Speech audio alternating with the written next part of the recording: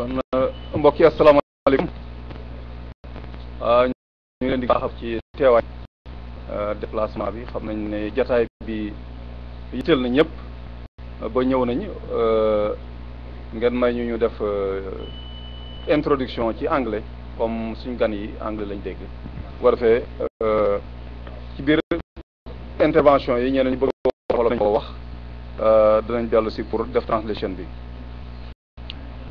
Mr. David Yassky, Commissioner of the Taxi and Limousine, distinguished guests,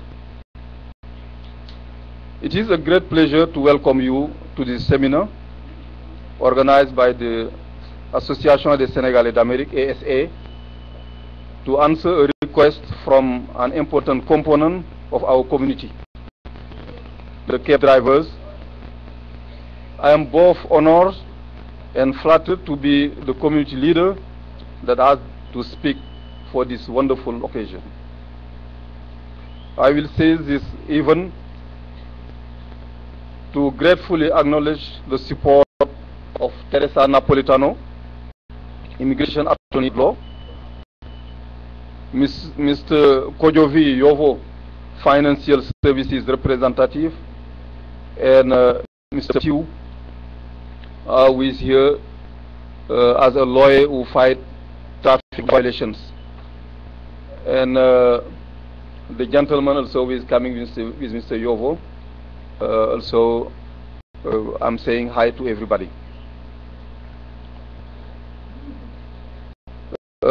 Mr. Yassky, TLC Commissioner, you have many achievements to credit. But assuming the TLC responsibility of the largest taxi industry in the world, we believe is a tribute to your experience and your capacity to take up new challenges. We have no doubt that you will have an understanding of the aspiration or needs of our community. After your speech, people in our community, cab drivers, will have the chance to exchange with you. I would like also to take the opportunity to deep gratitude to you, Ms. Lawanda, who arranged this meeting, and your team for your support and cooperation in organizing this event. These kind of meetings must be organized very often because they promote understanding between the different actors within the same industry. All cab drivers in the community are not present, but we are their voices, we are their representatives. Drivers of our community are hard-working people, honest. They make America and their home country, Senegal, proud of their achievements. I hope this visit will open a new chapter in our relationship and in the way TLC inspectors and African cab drivers and cab drivers in general treat each other. We are a large family, so let's work together in peace, respect, and consideration. I urge every one of us to follow rules and regulations in the city of New York and to avoid being in trouble with the law. To all drivers and community members who are here today, I am saying that you are the source and secret of our strength. Your presence here means a lot to us. You give me and to all board members strength, courage, and wisdom. Our responsibility is to work with you side by side during difficult time and during the moments of glory and happiness. Our organization is a non-profit 501c3 established since 1989. Its purpose is to unite the community without any political or religious distinction, to provide help to sick or needy people, to inform and educate our children and members. The association counts today about 3,000 members around the United States. We have after-school program for our children, English as a second language, computer classes, preparation, etc. We are looking for grants to support our program and scholarship for our children who go to college. Mr. David Yassky and your staff, we thank you so much once again for being able to be to all. Thank you. Thank you, Mr. David Yassky. All right. Thank you very much. Well, thank you very much. And okay.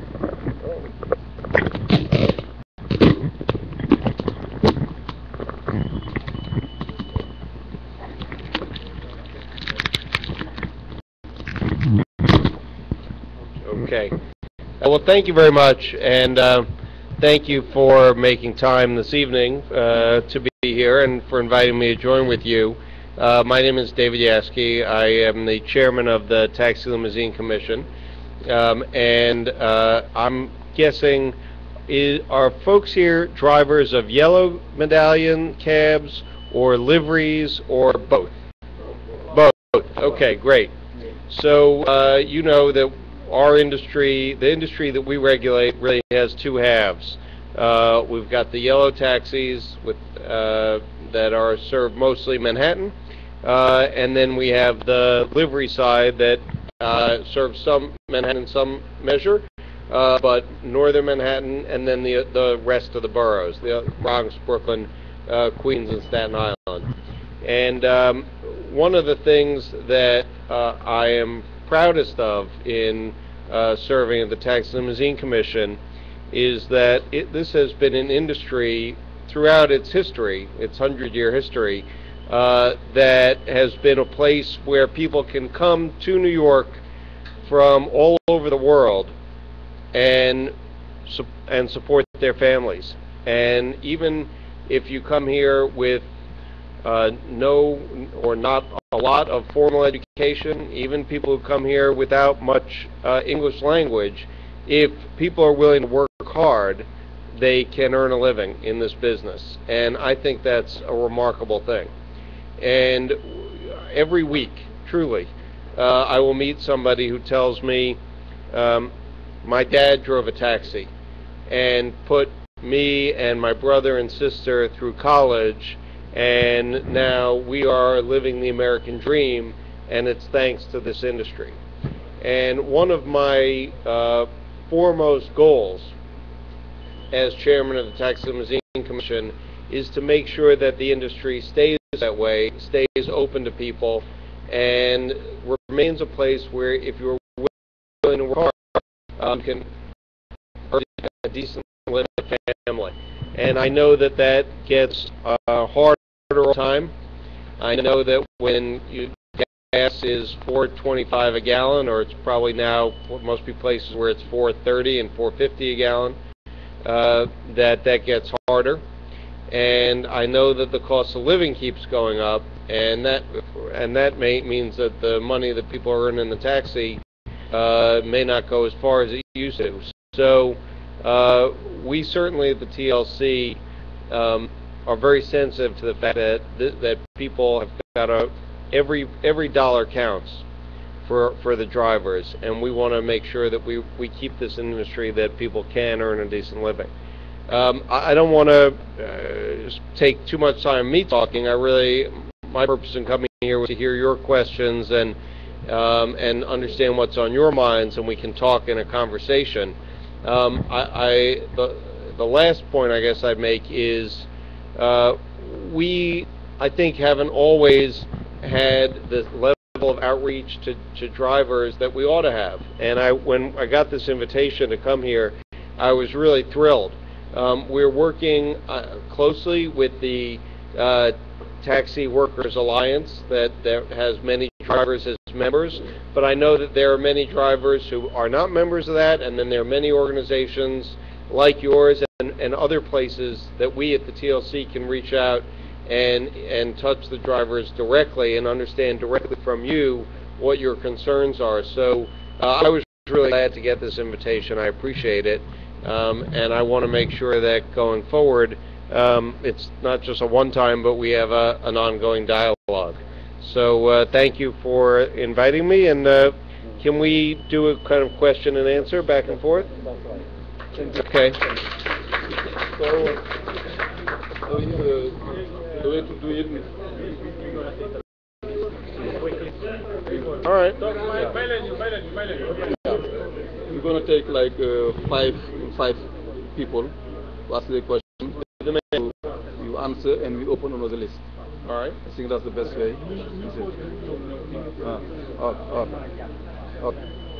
Léegi ni ñu ko bëgg a doxale comme micro bi du gudd ba si foofu mu déplacé ñëw fii bu ñu jëlee lu man ñett comme ça Keba Ndiaye Mamour Gadiaga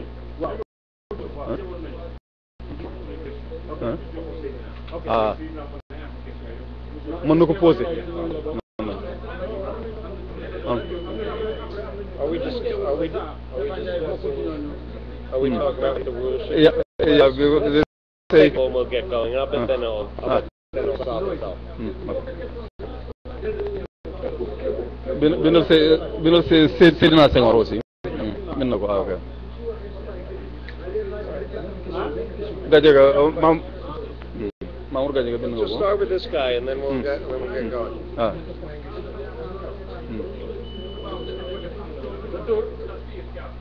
bu matee 5 rek nga arrêté ñu après ñu gaat beneen liste. Keba Ndiaye ñëwal nii. waaw nañ xaar bu ñuy tontoo ba pare dañu ubbiwaat beneen liste waaw.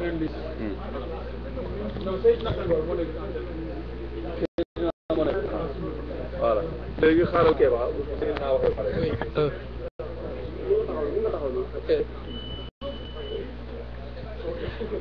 Yeah. Good evening. Thank you for being among us tonight. We say give to Caesar what is due to Caesar. Excuse me? Volume. I think he was saying he's happy to pay taxes and fine. Thank you. Some of the taxi drivers and base owners have met last Thursday at 6:30 at BM Law offices to prepare and assess the situation for your coming tonight. And they have 5 points to put forward to your attention. And that's why I say give to Caesar what is to Caesar. The General Secretary of the Senegalese Association will sum up those points. He got the resume for me. Caesar's going to get some suggestions. Okay.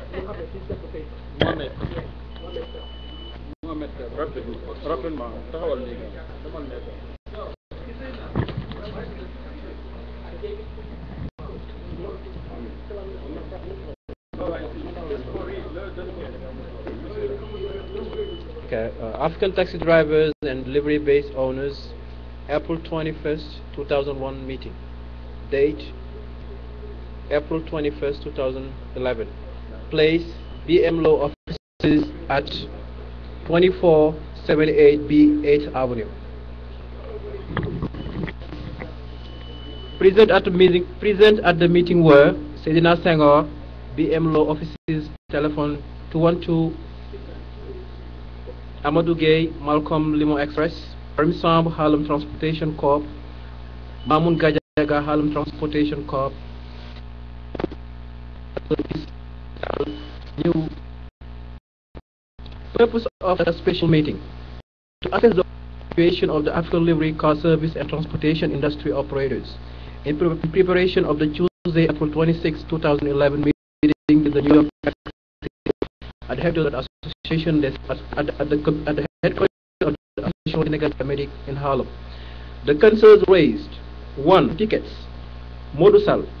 How come when a taxi driver commits a traffic violation, it is not just that particular driver that gets fined, but the base where the car is registered, and also the car owner himself gets a fine, even though he was not driving the car himself when the violation was committed? DMV It was supposed to take only 72 hours, but now it takes 21 days. During those 21 days, the car is parked. The car insurance is on that same month. The driver is not working and suffers a loss of 31 days. Therefore, drivers and base owners are asking the commissioner to find them a temporary relief, sometime that they can hold on to during the 21-day period of DMV inspection to avoid dire straight of 21 days of loss of income. 3. The buy and bust style TLC enforcement officers. Traffic violations are not criminal violations in most cases. However, TLC officers use the buy and bust tactics like in a drug enforcement case. Expel. Using wheelchairs or carrying walking sticks, which calls upon the driver's highest sense of compassion. 4. Their own cars. Also to make some accommodations that will make it easy for the bases to comply with the wheelchair accessibility demand. Thank you. Okay. Thank you. Thank you. That's an important series of issues, or a series of important issues, and let me address them all. So that's okay. All right. So first is why fine the base as well and vehicle owner as well as the driver. So we do want the bases to take responsibility for the vehicles that are out on the street, and that means if it doesn't have proper care, that's up to it's up to the driver. It's also up to the base owner. If the driver license isn't displayed, it's up to the base owner, and it's up to the driver too. And I stand by that. I mean, the structure of the livery industry is that the drivers are not free agents. Every driver has to be affiliated with a base, and we've had a lot of bases sign up, and you know, every month we're adding more bases. And the reality is, and I think you know this, that you have some of the bases that go into business and they're not really intending to take phone calls and send people out on trips. They're there just to have drivers pay them a weekly affiliate fee, and I've heard that there are even some that just will make it a one-time affiliation fee. They give them the plates and drivers off.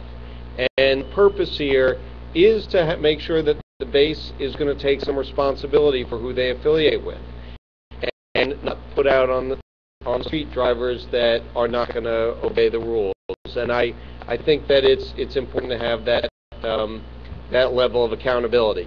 The second question was about the delay in getting inspections. 21 days. I don't think we're anywhere near that. I get every Friday. No, I don't get every day, but every Friday I get a report on what's the wait time to get an inspection. That's what you're talking about, right? An inspection at Woodside for either a new vehicle or one that's being transferred from one to another. It's currently about a 4-day wait. That's what it was on Friday.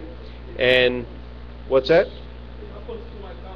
Well, when was the last? When did that happen? 1 month ago, I put out an appointment. I requested for an appointment, and once it's done, I waited for 21 days, and when I called TLC, they told me that they do have an issue with the owner of the car, and they never sent me a letter telling me that the driver was waiting. Okay. All right. That driver will have a loss because he's still paying his insurance. That's why he put out that question. Okay. So thank you for that. That's very helpful. And what I will ask is, on some of the individual things, maybe you could collect the specifics of them. I'll say which ones and get them to me, and then I can get a response. So the issue was, okay, first of all, there's the overall issue of how long you wait for inspection. Now, last year, in March, and for some reason, just the way that the licenses are given out, a lot of them expire in February, but then really heavily in March, and then less so, but still heavy in April. So last year around March, we did get to, it was even more than 21 days. It was getting to be a 4 or 5 week wait period for inspection. That was right about when I started, and I said that's unacceptable. We got to bring it down. We spent a lot of overtime dollars to bring that down, and then this year again, as you probably know, we ran Saturday inspection hours for 5 Saturdays in a row to keep that wait time down, because I know every day you're on the road, you're paying insurance, you're paying the note on the car, and you're not out earning. So we do understand that. As I say, last Friday it was about 4 days wait time, and it's been pretty consistently that for several months. Now, you just described, now I understand what you're saying. I guess somebody, there's a scheduling group that's 3 people in Long Island, those inspections. They have a problem with one that comes in. They shouldn't sit on it and not tell you. They got to tell you right away. So if you can get me the number of that, then I can track down what happened with that. But I think that's an exception case. In other words, our run-of-the-mill cases, our run-of-the-mill inspections now, we're getting scheduled, I think, at an acceptable time. Thank you for bringing that forward. Okay. Bear with me, because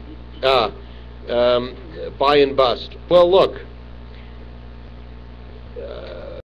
and you may not agree with me, but for enforcement of some of our rules, I think it's the inspectors have to do what I'm calling buy and bust. The most important one that they do that way are 2. There's, and this is for yellow drivers, not for liveries. It is a rule that a passenger can go 5 hours, and we do this all the time. That passengers call at 311 and they say, I flagged out a cab and on 121st Street or 116th Street, and I ask it, well, maybe not that so much, which we'll get to in a second. But I flagged and I asked to go to Brooklyn, or to go, frankly, to 116th Street, and the driver drove off. And the vast drivers work very hard. A 12-hour shift is a long time, and drivers are working every day. We know, because we get from the TPEP, from the TPEP in the cabs. We understand and we see how hard drivers are working. So I don't want anything that I say you to feel like we don't appreciate what a difficult job it is. But there are, by the same token, we do have rules, and the rules are a condition of the license, and we do mean to enforce them. And one of them is the refusal. I don't know if that's what we're getting at with buy and bust, but we do.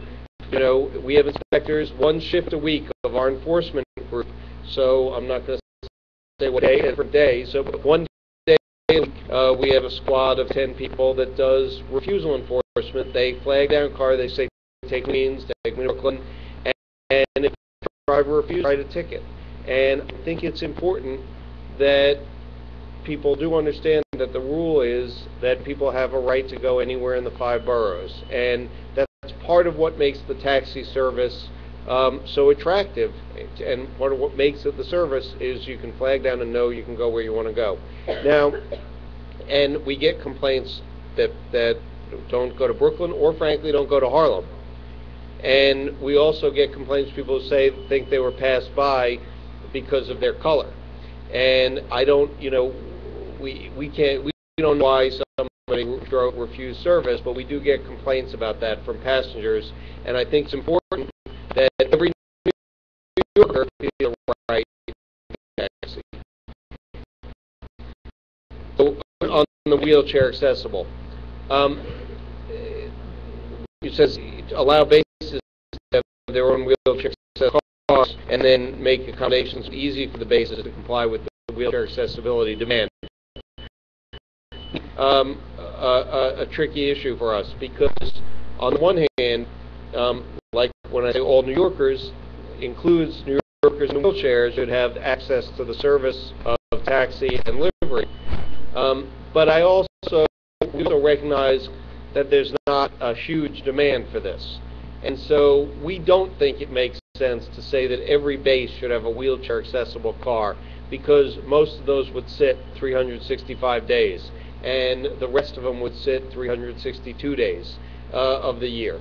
So we don't want to impose a burden that is unnecessarily costly on the bases, nor on the yellow taxis. There have been, in fact, I have an email I was just looking at on the way up here from a member of the State Assembly who is furious that we are not requiring every single yellow taxi to be wheelchair accessible, and he's going to get the U.S. Department of Justice on us to force us to make every taxi wheelchair accessible. And so our position is, yes, we have to have some capacity for people in wheelchairs to have access to the service, but it does not make economic sense to spend millions and millions and millions of dollars. The demand does not justify that, and it doesn't mean that it's not worth spending money on so that someone in a wheelchair has service. Of course it is. What it means is we shouldn't spend money on what's necessary to provide that service. So what we have proposed, what the TLC has proposed, and we have been working closely with the Livery Roundtable, and I hope that you feel that the Livery Roundtable is representative of your interests. That's the Livery Roundtable on one hand, and with the taxi industry associations on the other hand, is to say, let's make it so somebody can call 311 and get an accessible car sent to them. And the reality is, we don't know what it's probably 50 trips a day, tops. Maybe it's 75, but we think really it's at most 50 trips a day. Somebody will call 311, and this is in whole New York City. We'll call 311 and ask for that. And so what we want to do is we'll designate one provider, one livery base, a taxi dispatcher to take those 311 calls, send out the accessible car, and then every base, or in the case of the yellows, every medallion owner will pay their fair share of what it costs to support that, rather than have every single base have a wheelchair accessible car. That's the solution that we think gets the service to the people who need it without spending millions of dollars that it's not necessary to spend. So I hope that you will agree with me and with us at TLC that that's the cost-effective way to accomplish this goal. Thank you.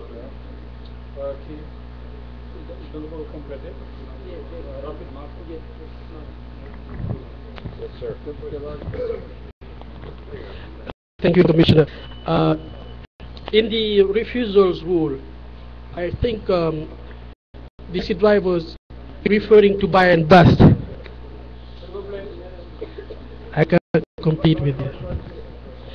When the taxi drivers mentioning or using the term buy and bust, they're referring to the other way around, because they're supposed, under TLC rule, they're supposed to, under TLC rules and regulation, to pick up customers based on radio dispatching.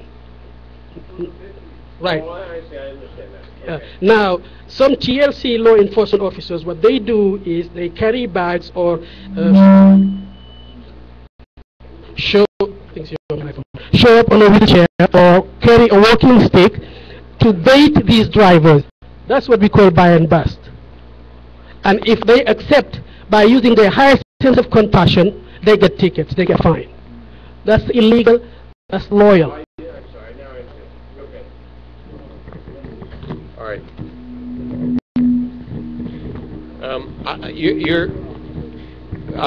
Am I right that what you're talking about is buy and bust, if you will, enforcement of the.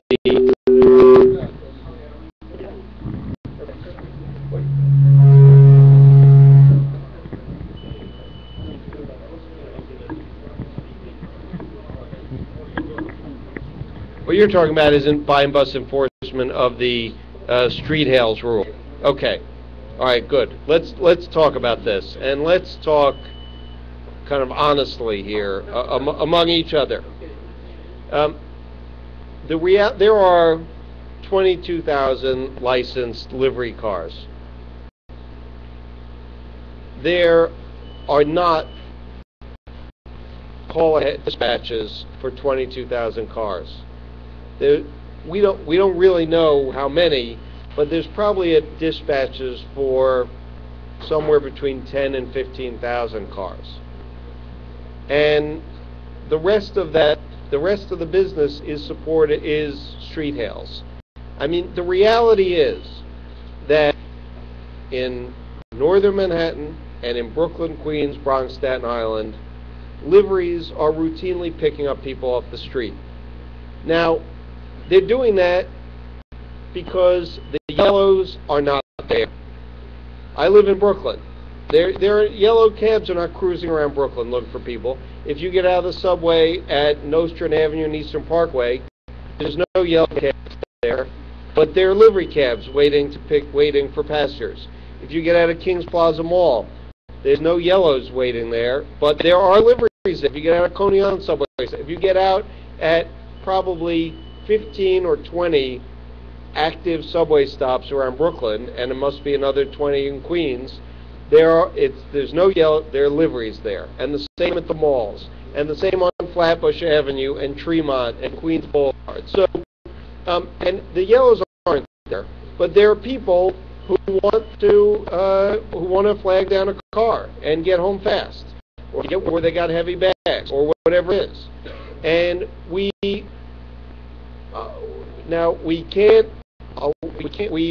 have for years we've basically tolerated that the liveries do this. And what the TLC is saying is, okay, we're not going to do that anymore. We're not going to pretend that something isn't happening when it's happening. People have to follow the rules, but the rules should let this service be provided. So what Mayor Bloomberg has proposed, and what the TLC proposed, is that livery cars should be allowed to pick up off the street as long as they get some of the taxi equipment. So a roof light, a meter, and the meter is controversial. I've had people tell me it's terrible, it's crazy. I've had other people say it's great, and of course, and I think if you ask passengers, overwhelmingly they would say they want to have the meter. That people don't want to have to, when they get in the car, negotiate back and forth every time they get in the car.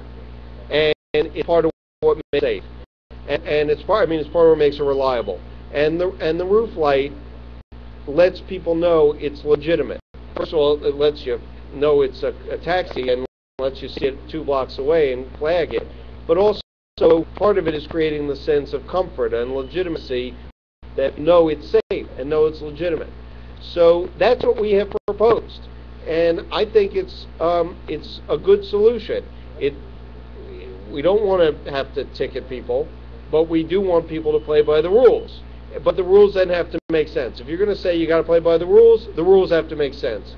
So this has to go to the city council, and I don't know where folks live. I know we're here in Harlem, but I'm guessing people live all around the city. What I would ask for your help is in helping us persuade the city council that this is a good idea. And maybe there are some for the yellow drivers here. We've had opposition from the yellow, at least medallion owners, honestly from drivers too, who say this is going to take away our business. Now, I'm sorry, I left out one key part. What we proposed is that this would only be for outside Manhattan. Now, we could do northern Manhattan too, that we could discuss, but it wouldn't be Midtown, it wouldn't be Midtown, downtown, which is where the yellows are making their money, would be only for the yellows, would stay only for the yellows, period. But outside of that, at Kings Plaza, or at Queens Center Mall, or in Cambria Heights, or in Pelham, or in Coney Island, where there are no yellows, then it doesn't hurt the yellows to let the liveries provide that service. It doesn't. And it helps both the liveries to let people do it honestly, and most important to me, because as much as I see you as customers and constituents, we work for the public, that's my goal. Mostly, it helps regular people who want to be able to hail a cab in neighborhoods around the city. And so I would ask for your help in getting the city council to understand that we can make the rules make sense without hurting the yellows, but that would help people around the city. And that's the real answer. You know, yeah, we do buy and bust on the street hail because that's the rule. But the only way to I don't think it's a good answer to say we'll just not enforce the rule. I think the answer is to make the rules make some sense. And I really would ask for your help in that. Thank you.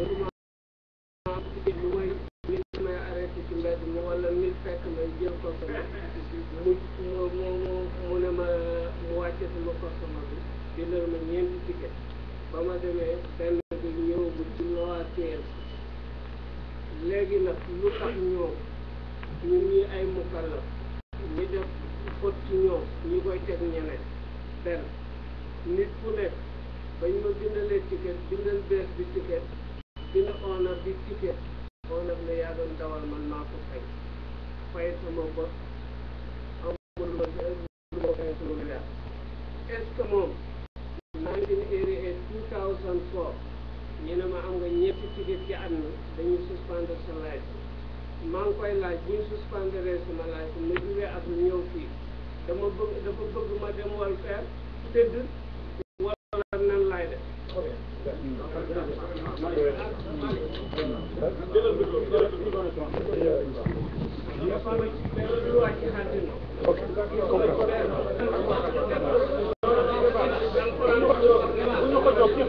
So he obviously very interested. He started by 1988, 2004 here when he took ticket. He believed he was stopped, the customer parked, and 4 tickets were written for him, 4 sentences. So he believed TLC only doing the job for themselves but not helping him. He came here from Africa working very hard. People are very unfair to him. TLC want him to get out of business and go on welfare. So here's a guy who's very frustrated. The rule hasn't been set to him. So he obviously he can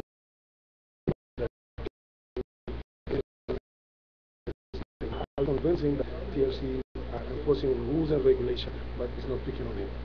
Okay. And the suspension issue also because he's nice and like this issue. Right. So I think for an individual case and getting an answer about why you were suspended or what the tickets were for in your case, again, if you get the information on your license number and history, we can then follow up with you directly. On the issue of is the enforcement fair and even-handed, and does TLC suspend when it shouldn't? I think I can say with confidence, TLC isn't out to single out any particular drivers. I spend a lot of time at Woodside with our enforcement folks. They're pretty hard-working people. Do they make a mistake Sometimes, I'm sure they do, but in fact, too many of our tickets get dismissed when they're. I mean, our judges are actually, I think, quite fair. Judging by the evidence for that is a lot of the summonses do get dismissed once it gets to court. So once it gets to the taxi court or LJs, so we kind of recognize if an inspector has written a wrong ticket and toss it. And the way we are constantly we're looking for good inspectors. So if people think maybe want to come to a different side or a different segment of the industry, we always need good inspectors, and I would encourage you to reach out to the TLC on that. But on suspensions, I think our rules are fair. We suspend when the driver gets too many DMV points for driving traffic violations.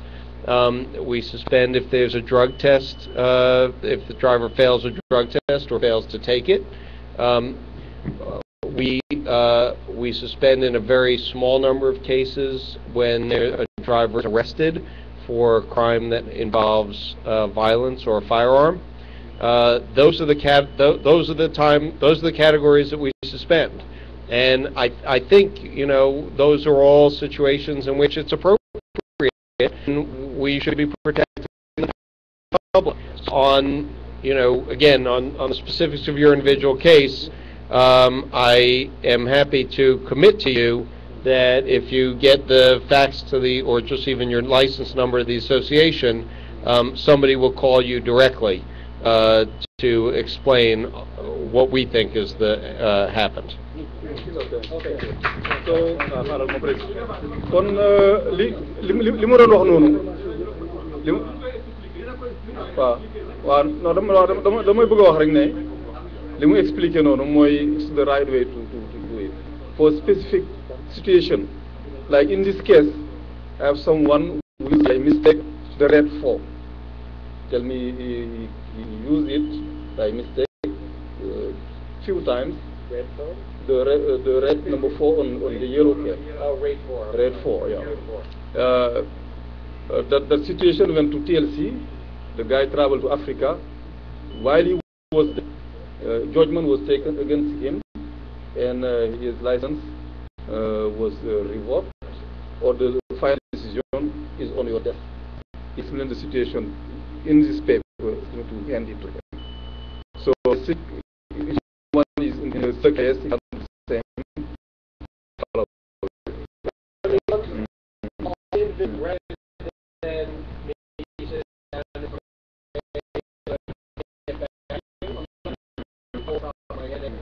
If you can collect them all, and that way you can hold us responsible for getting information back, and you can know on behalf of your people here that we answered the question. Okay?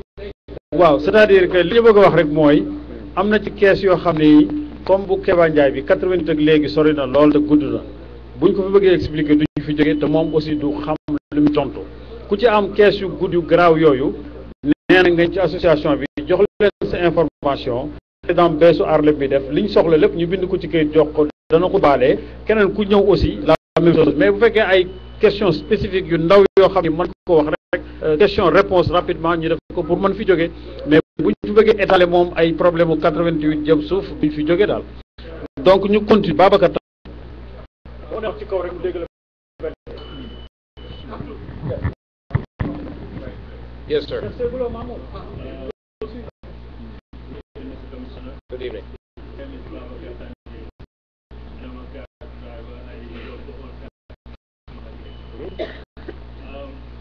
I don't know where to start, but I'm very glad you mentioned about living the American dream. We all want to live the American dream, but right now the way they travel is really able to do all the stuff. I drive a hybrid car. The car belongs to me in my park. This is the medal from all taxi. They're charging us every week $42 for hybrid, so charging your own car. 40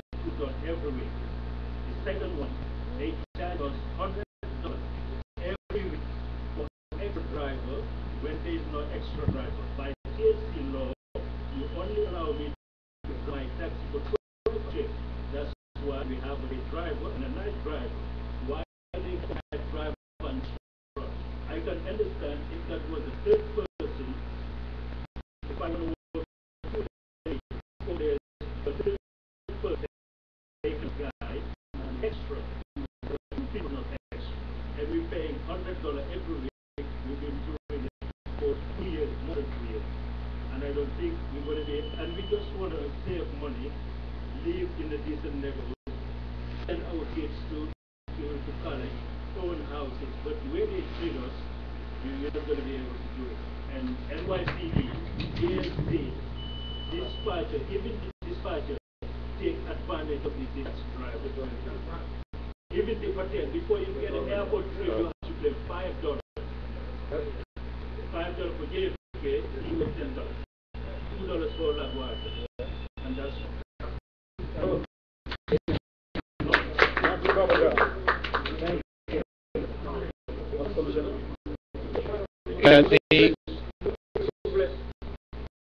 the issue of the driver, so the hybrid fee, they are allowed to that. In other words, they are allowed to charge more on the medallion lease rate for the hybrid car. The theory is that they spend a lot less on gas, and that they have to spend more for the. Well, in that case, they haven't bought the car, so it's just the medallion. It's a fair question. Let me. I don't know off the top of my head whether the extra charges is legit. Okay, that would be helpful. We've been trying to understand what it is with the extra driver fee, which I know is a common charge, and I think that what it is that the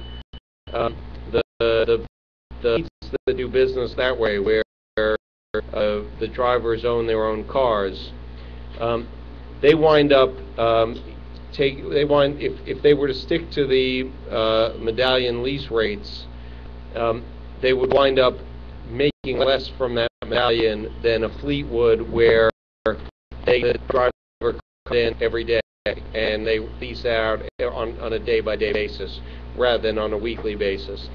And they're trying to make up that difference.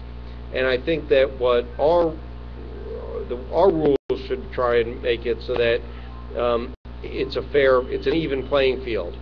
Whether you do business by leasing out by the week or whether you do business leasing out day by day, that it's the same. Otherwise, people are going to try and get around it.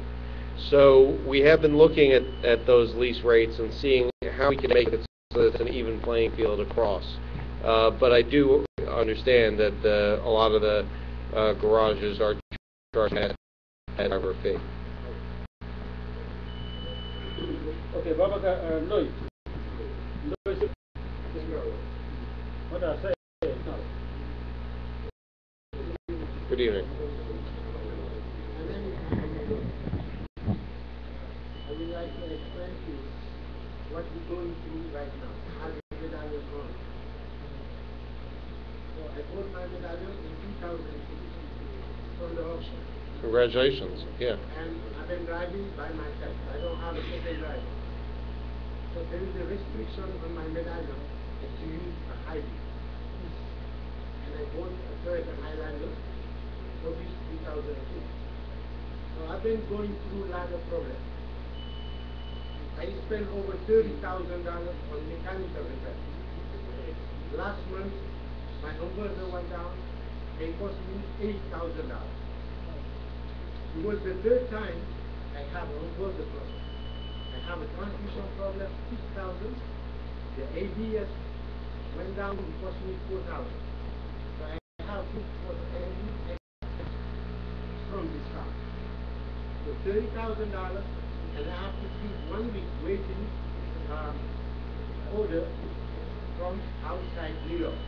It's taking me 3, 4, 5 business days to wait to get the part to the dealer. So So I've been losing a lot of money. And I know a lot of friends who both medallions at the same time who just change the car now to get for this care. And then you buy a car, and then you pay the car note for 3 years. So when the car is paid off, at least you get $1,000 or $1,200 a month from your pocket. So if you have to change the car and go borrow another car loan, it's too hard for us. And then we like to let you know what we're going through right now. Okay. Myself, that is number one. And number two, this driver must, owner must drive at least 210 shifts a year. It's too many. It's too many. If you don't drive, if you don't pass 210 shifts, you get a letter from the TLC. And I have people I know who went to court for this 210 shifts. Right. Number two. And number three, which is the last one, I'm sorry, is our retirement. If you buy a medallion like myself, and then you pay, I have to pay over 3,000 medallion note every month. $470 for my insurance. And I have a house, I'm paying a note in my house, paying for my kids, and everything. All the expense is so much. So when I retire now, I don't get no benefit. There is obligation to sell my medallion. So we like you to think about us 10, 15 years later. I'm 51 years old now, and 10 years later I'll be 60 or 60 something, planning to retire. So when I retire, I need to get a benefit from what I spent for the taxi and limousine condition. Okay. There is obligation. I have to sell the medallion. And there is some people who own corporations sitting in the office, doing other jobs, and then getting benefit from the TLC. And we're not getting nothing. I'm outside. Everybody know I work very hard. I Sure. work more than anybody. My car, by myself. As much as anybody. So I have a chance today to explain to you what we're going through. yeah. What we're going through.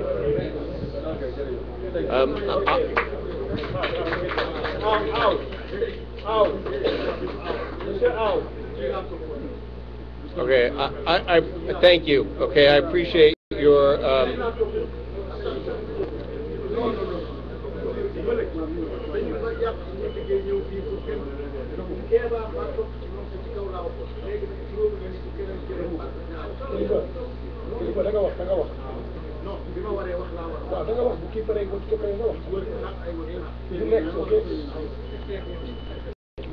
All right. No,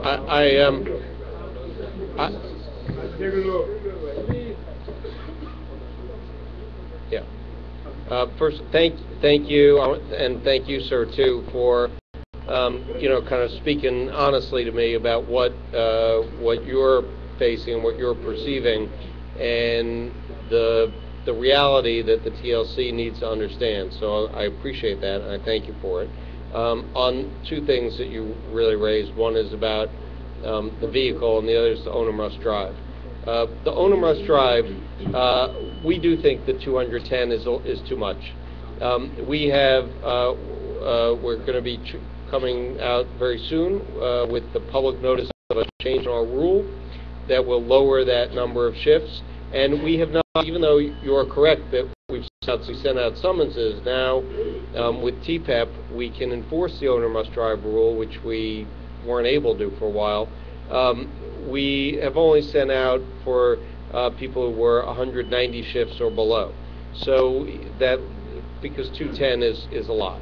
And especially we understand that a lot of drivers might be worked for 9 months and go visit family in their country of origin for a month or two at a time, and our rules have to accommodate that because that's an important part of the driver community. So we are going to be lowering that.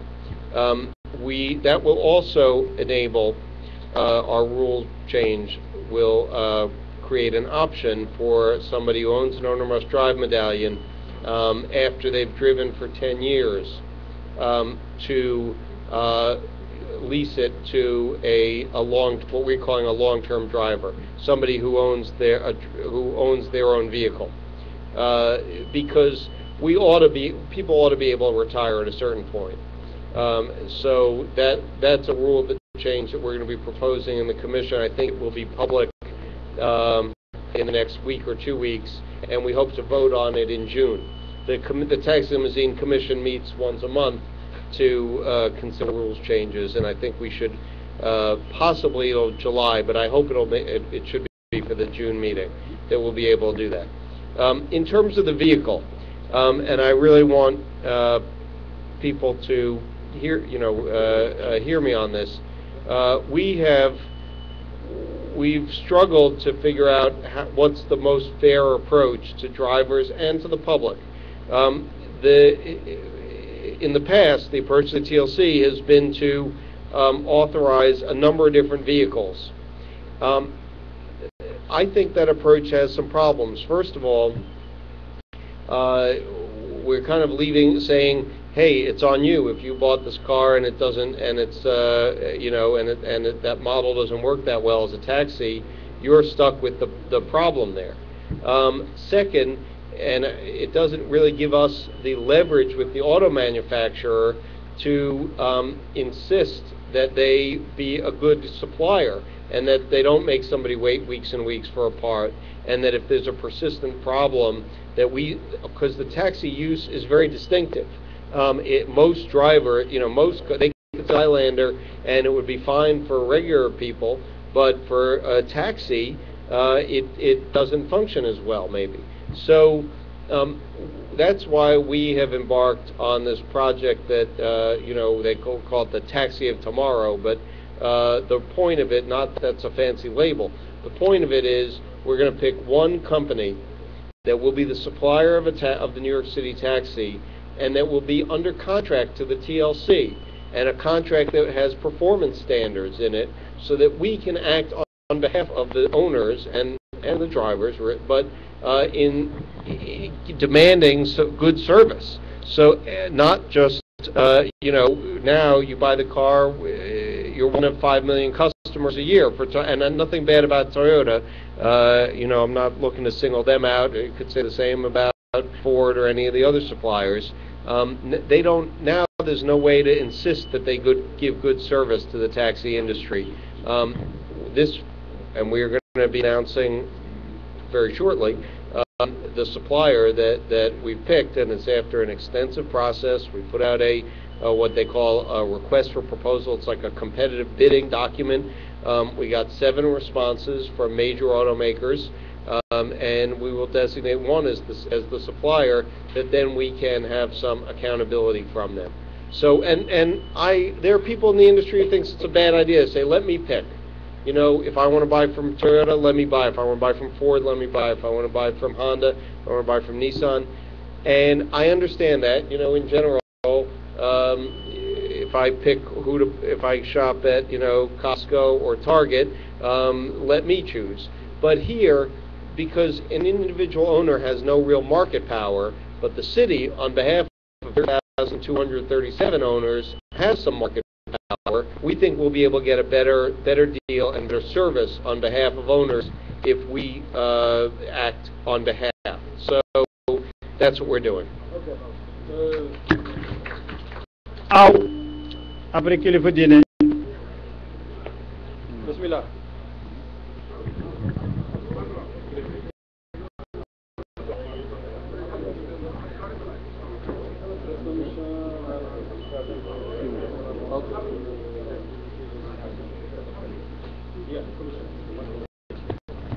wax nañu ne commissionnaire mu dem, donc nañu xool montre yi tey gàttal wax ji.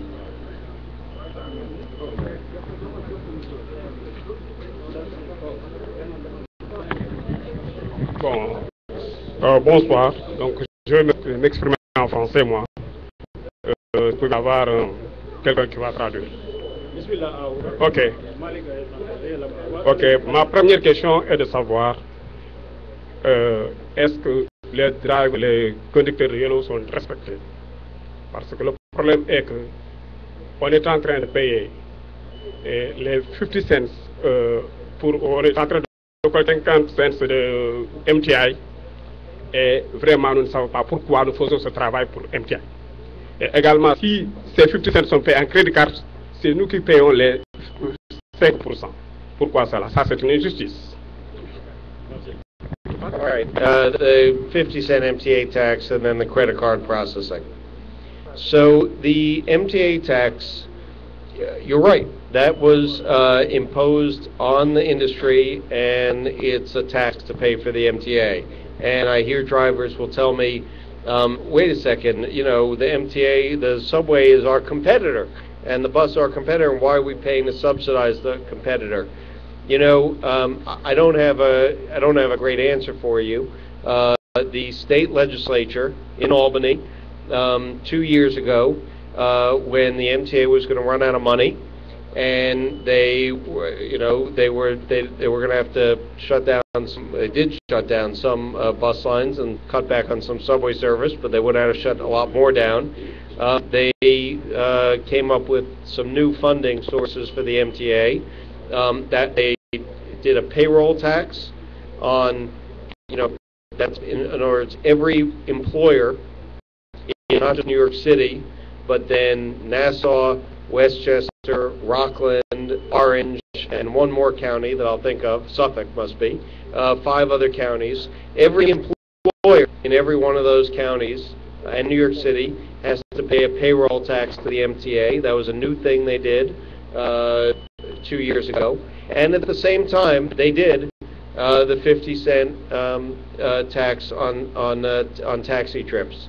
And you know, I'm not going to stand here and argue to you that was a great thing or it's justified. It is what it is. That's how the MTA, that's how the state legislature chose to fund the MTA or to add funding to the MTA. And you say, why'd they pick on us? Why'd they single out taxis? You know, that I'm not in the state legislature and I can't answer that or explain it. That was how they chose to do it. On the credit card.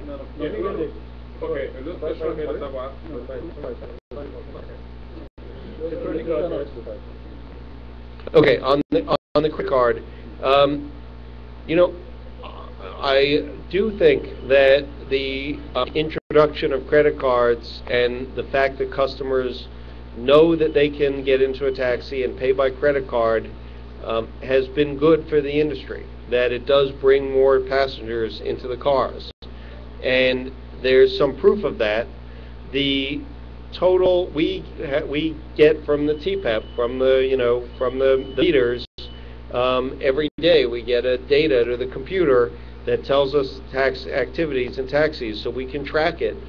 So in 2009, as compared to 2008, the total amount of dollars spent in taxis was the same. Now, that you may say, well, it didn't go up. You know, everything else in the city in 2009 went down. Every business went down 10%. Restaurants saw 10%, 15% drops. The black car and livery industries saw drops. At least the number of cars went down. We don't track their business, but we know the number of cars went down. So I figure that they saw a drop. Taxi overall total revenue to taxis was the same. 2010 compared to 2009, it was up 12%. So, and that's when most businesses in the city were seeing maybe 4%. So, the taxi on average that brought in $100 in 2009 was $112 in 2010. So that tells me that the credit cards do bring more customers into the cab. Now, it's offset by the 5%. And I'm not going to tell you I think that a taxi driver is better off, but I don't think that I don't think a driver is worse off. I think that between the effect of more people coming in, that balances out the 5% that people are paying. And so while I don't think are better off, I don't think worse off, but for the customer, it is better. Because half of trips people are paying by credit card. It tells you that they want it, and in 2011, a lot of people just expect to be able to pay by credit card. I think if we hadn't put that in, the service would diminish.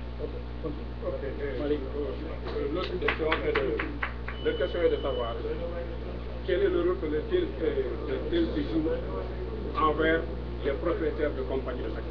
Parce que dans la compagnie où je travaille, les gens là, à chaque fois, ils augmentent les livres des taxis. Tant qu'on increase the livre. À chaque fois qu'on increase the livre, they increase the livre. And because they increase the livre, the middle also they increase the livre every time. You don't know. What only the TLC can control the driver, but they don't control the company. For that, you should know. Well, the last time the fare was increased was in 2007, and at that time the fare increased, but the lease, at least our official lease cap, did not increase. We raised the fare, but we kept the lease the same. Now, I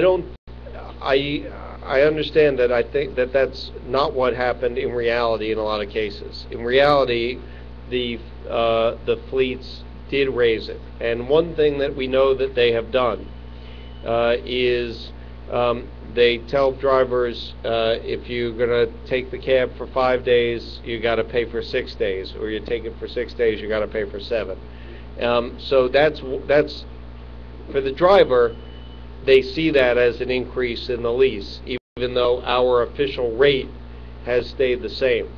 I think that I do think then that there's a burden on us to enforce it and to insist that our lease cap means what it says, and if you charge somebody 6 days for 5, it's the same as charging them a higher rate. And I do think that we need to do a better job at enforcing that. I agree with you there.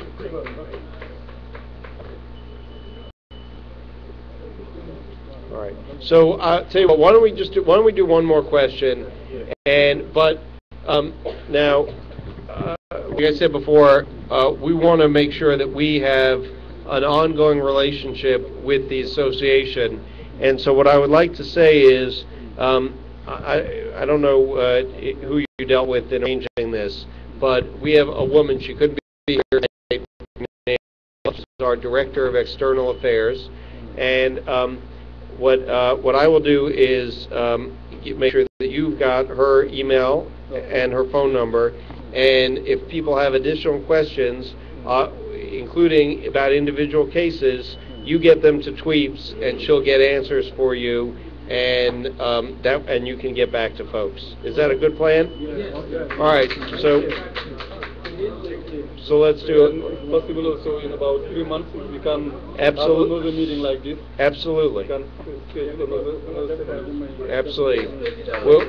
We'll do it in July when it's kind of Senegalese weather out. All right. We'll make sure it's good idea.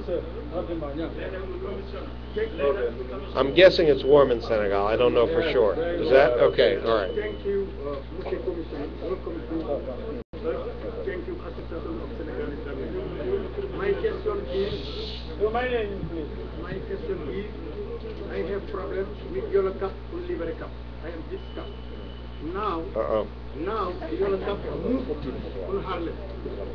The liver cup move around in Harlem. Before I drive regular cup, I want to go back to regular cup. Why? Good. I make more money. I scared God up to God TLC. Up to God, I scared God. Up to God TLC. Well, I don't go to at least you put God first. Render unto Caesar what is Caesar, and when I go downtown, I make a lot of money. I become customer to make a lot of money. There's it taxi. I coming back. What I coming back, When you go to airport, this guy pick up my customer. He say he don't go to the town.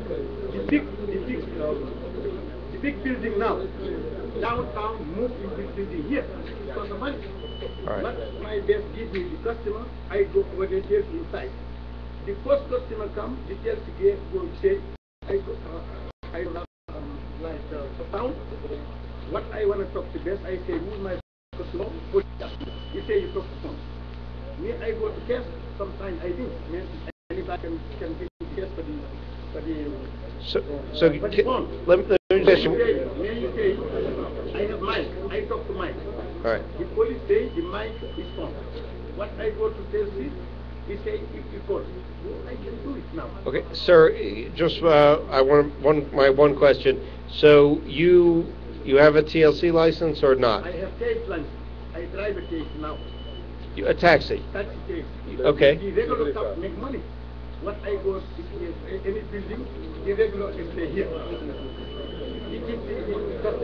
I cannot put my appliance here. And you must look. I'm not following.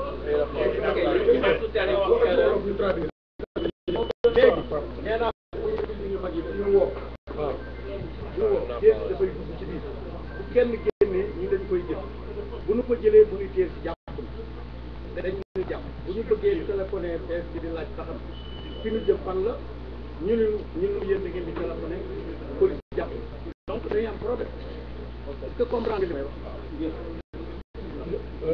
looy dawal livreur man tey laay déeli laay drive mais livreur la rek livreur yi la wax okay you have an issue sometimes you receive a call from the dispatcher and pick up a customer. And when there's enforcement, he's accused of making the phone calls inside for people who are in the building. I believe that he's a little cut because he has a license. Okay. All right. If I got it, I don't know if you're. I'm not sure if this is exactly what you're asking, but about a ticket for the phone call. Is that it? Yeah. So people are, as you know, delivery drivers are allowed to accept phone calls to accept a trip. So a call from the base that tells you where to go to pick up a passenger, you're allowed to do. So if you're saying that you get tickets for that, then you have to go to the TLC court and you get a letter from the base that says, I got a ticket on such. Here's what that was a call from the base to me and describe what the call was. Then the judge is supposed to dismiss the ticket, and that does happen a fair bit. In other words, we do sometimes issue tickets to people who are accepting a call from a base, and they get a letter from the base and bring it into the court. So I'm not sure if that was the question, but if it was, then you have to handle it. The second question is, you have this paper. You are in fact, you leave the paper here. There's nobody in car. This is SW. You see one paper, you say the car is loaded. You cannot leave any minute. Well, that we shouldn't do. That we should not do. Thank you. So we're going to get your... One more thing before you leave, because we have the former president of the Islamic Legal Association. He's a yellow cab driver also. Oh, great. You want to give him the mic? Yes. Okay. Hold on 1 second. ma ne may leen ñu tuuti ñu ngi jéggulu comme dafa bëgg a dem dañu bëgg rek ñu delloo tuuti njukkal ki nga xam ne nekkoon na fi ak ñun muy Ibrahima Jafune au moins parce que am na lu mu war a wax wala am lu ñu laaj bu ngeen ci d'accord ñu jox ko kàddu gi balaa waajee dem d'accord ngeen ci loolu wala d'accord nañu d'accord nañ ci waaw ok ok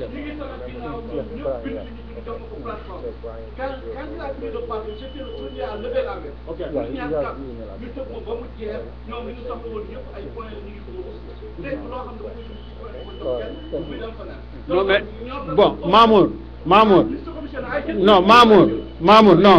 defal ndànk Mamour bu ñu siif dañu commencé waaw dañu commencé ngeen ne li ngeen bëggoon wax lépp tënk ngeen ci këyit jox ngeen ko Seydina Senghor am déet mais këyit gi pour lan la kon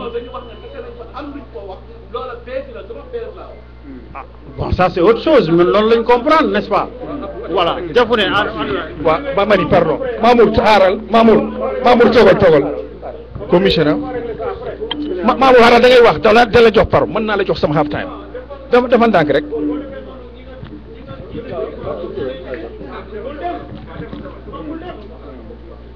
Thank you so much, Commissioner. Thank you. And congratulations. Thank you. This association was the first among African associations to send you a letter of congratulations Thank you. when you was selected by Mayor Bloomberg. Thank you. As just to let you know that. Thank you very much. Secondly, I believe you or your office will take care of the concern of the community, because we are here for the community and the community first.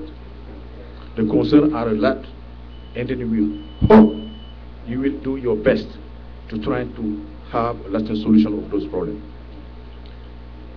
2 years ago, we sent a letter to your predecessor Deus to be here for us to raise our concern. He never showed up. And that's why when you accepted our invitation, we just have to thank you a lot.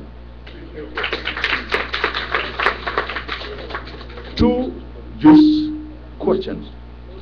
First is related with criminal or semi-criminal. Yeah. Any TLC driver who is involved in trouble, being arrested by the police, automatically his license is suspended by TLC. I don't know if you're aware of it. Sometimes the case takes 2 to 6 months to be adjudicated. Before adjudication, that guy has to stay and wait until the case be adjudicated and become poor. 6 months. That's 6 months, all right? Thank you. And okay, we, as I say at the beginning, urge you to see how we can do to elect the procedure for that. My last question, that's a request. I don't know if I, with the President Pub permission, I have to do that over here, or I have to do that in my capacity of member of the community board that I represent African right now. I have been selected since 3 weeks ago. Now, what I want from your office to see if we can have the numbers of African Cup, Yellow Cup drivers or Senegalese Cup drivers, if we can request that number, if it is possible. The remaining of my time, we have one of my elder here. He has 300 more plus drivers behind him. He wanna say something, and then I give him the remaining of my time. Okay, can I just answer your 2 questions first? Okay, I know we're gonna get to your question in one moment. Let me just, on your 2 points, on the suspensions, it's our rule. What the rule says is that when a driver is arrested on a charge that involves violence, or a firearm, that then the driver is suspended, but the driver has the right to, the driver is suspended automatically until the case is adjudicated. And as you say, yes, I know, criminal case can take 6 months, but to come to the TLC, go before one of our judges, and we call them ALJs, administrative law judges, that and demonstrate that he should get the license back pending the resolution of the criminal case. Now, that's the way. I know what the rule says. If you tell me, well, wait, here's 3 cases, or here's 1 case, here's an arrest that wasn't violence, but they got suspended, I would want to know that, and because I've wondered how good a job we do at implementing that rule and distinguishing between arrests that deserve summary suspension and arrests that don't. So if there are cases where you think that we have not followed that rule, I would really encourage you and ask you to be helpful to bring that forward, because it is kind of a hard rule. It requires some judgment by the TLC.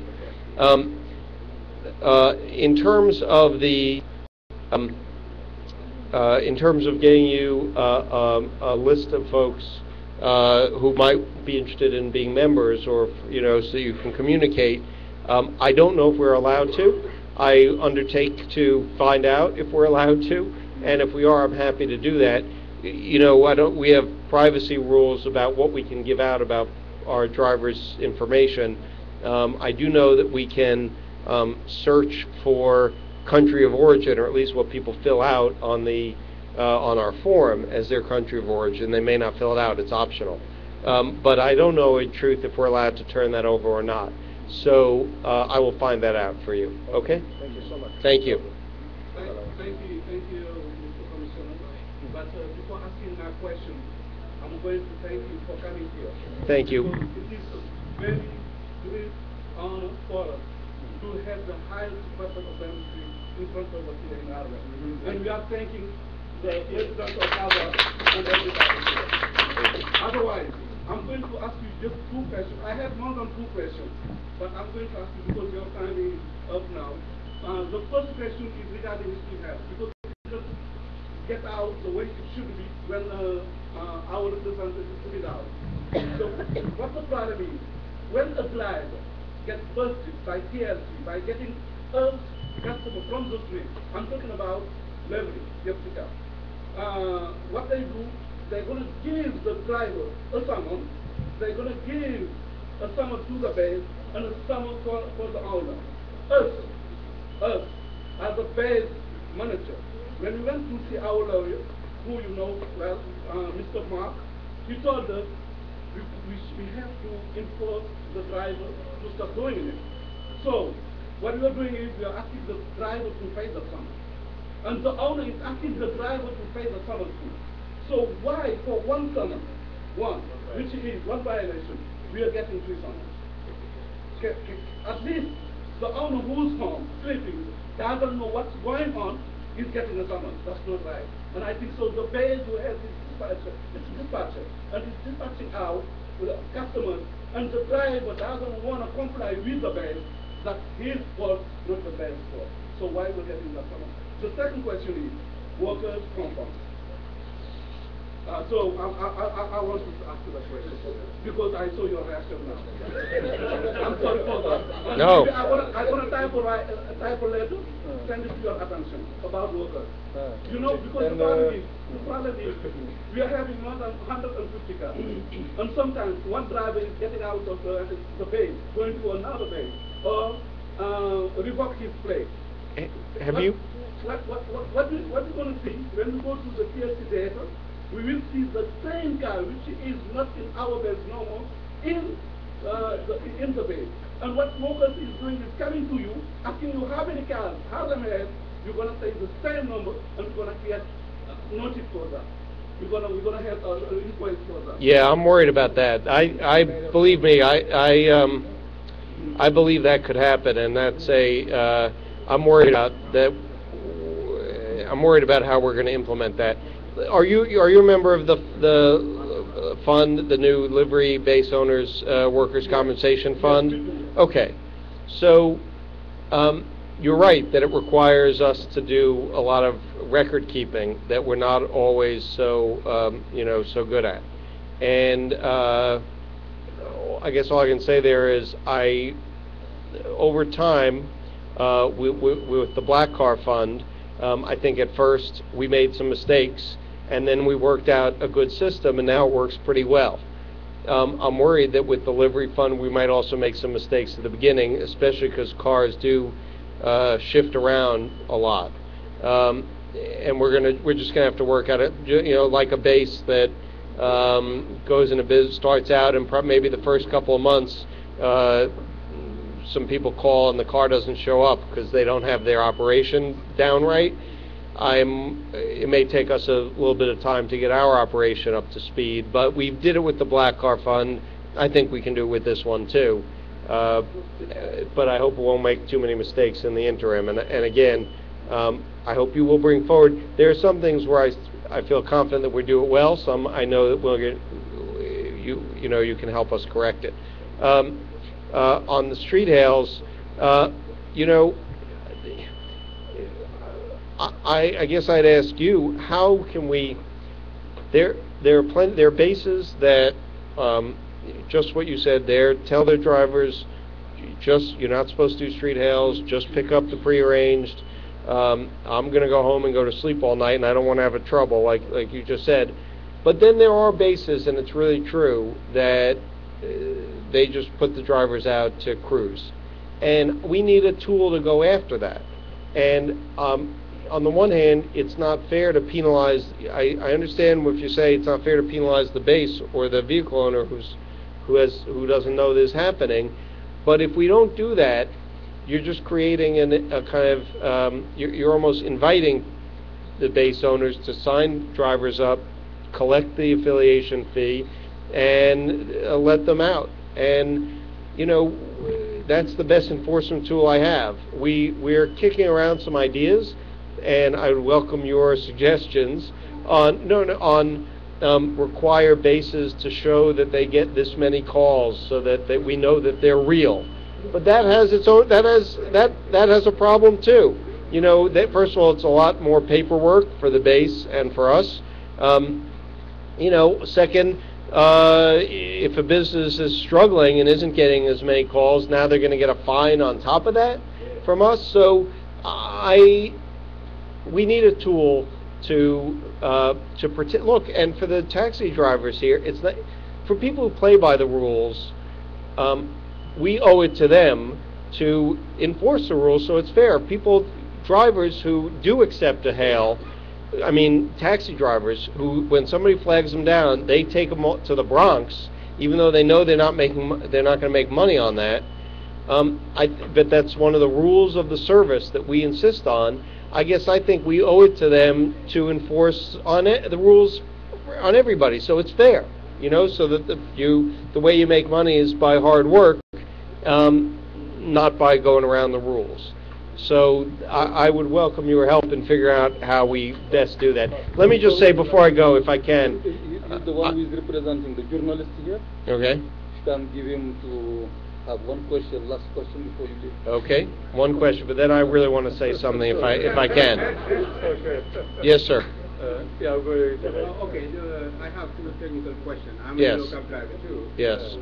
And my colleagues here, they are worried about opening the back to the garage. At 3 o'clock, you can just lock your door, put your open light, and ask the passenger if they're going their way. But anytime they do that, they can have a trouble. That's number one. The number two question is relating to the testimony when you have a hearing. People can come to New York City, have problem with the drivers, go back to California, and just testify over there.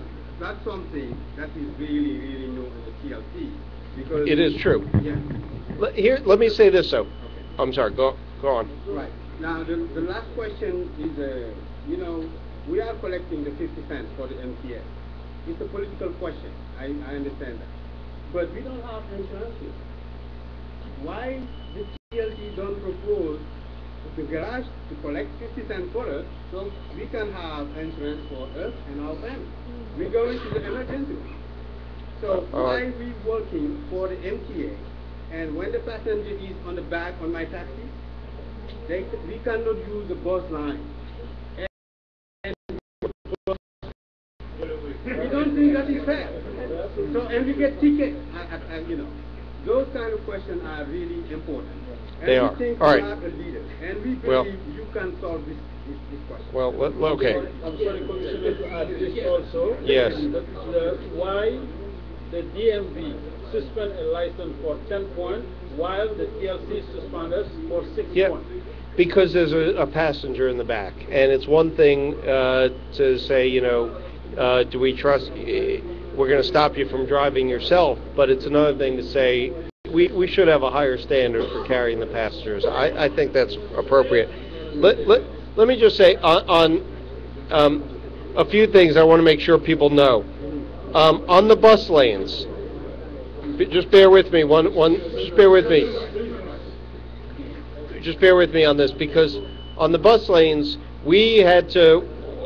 We worked very hard to establish that the rule is that you are allowed to pick up a passenger or discharge a passenger in a bus lane, including taking luggage out of the trunk. And, because within the city government, there was debate about what the rules should be, and we at the TLC argued very hard to make sure that taxis would be allowed to. The passengers expect that if they say drop me off middle of the street, middle of the block on the right, that the driver will do that. And we didn't want to have all these cases where passengers are calling us saying they didn't drop me off where I asked for, and it's because of that bus lane. So the rule is you're allowed to pick up or drop off in a bus lane. Now, I don't know if every police officer is implementing that accurately. And I would say, I really want to know. So please tell us, if people get tickets for dropping off passenger or picking up passenger in a bus lane, please tell me about that. And we will, here's the thing, because we have the TPEP, we will give you a letter that says from the TLC, the TPEP shows you got a ticket at 6:42 p.m. on Madison Avenue, on Madison Avenue between 56th and 57th. The TPEP shows that a trip originated at that, around that, at about that time at that place. So that supports your argument that you are picking up a passenger, and we'll put in the letter, the rule is that you are allowed to do that. So, because we do not want people to be getting tickets for that, okay? So, I know there's a lot of confusion out there, possibly even among some of the, not every police officer may fully understand what the rule is. So, I really would want to know about that. Okay. Thank you. So if you will get that to the association so that we can follow up on that. Now I forgot what your first question was. I'm sorry. It's getting. MTA charge. Okay. Well. Okay. That entrance from the garage, because we can't give more. We can't right. give $1 a day. But even before that, there was another what you call technical question. Okay. No, the off duty. Oh, off duty. That's the other thing that I want. The way the rule works in the what we call going my way or the off duty is, and it's. I agree. It's kind of technical, but it is a violation to ask where are you going. Ask the passenger where you're going. What you are allowed to do, and it feels like there's like magic words, but what you're allowed to do is say, I'm going to Queens. If you're going that way, I can take you. If you do that, it won't be a ticket, because here's why. Otherwise, we would have the problem that people would put the off-duty light on and say, where are you going? And then only take the trips they want to take. So the rule is you really have to be going out of service or going back to the garage. And if you say, I'm going to Queens and I can take you if you're going that way, then you should not be getting a ticket from us. That's... The way we were trained was, 17 years ago, I was trained by a guy. Yeah. And the rule was, you can pull down your window and ask if that person is going your way. Yes, but you have to say, ask if you're going my way. So that is, I'm going to Queens, I'm going to Harlem. If you're going my way, I can take you. So I like that idea, but but it's not so simple as that. We have that. We need a whole plan to do that, and we have asked the Taxi Workers Alliance for help in formulating that. But it's not so simple to provide insurance. Obama took a long time to figure it out. So I like the idea, but we got to figure out the details. Okay. Can I just say one thing before I go? Thank you very much. You've been very gracious in thanking me.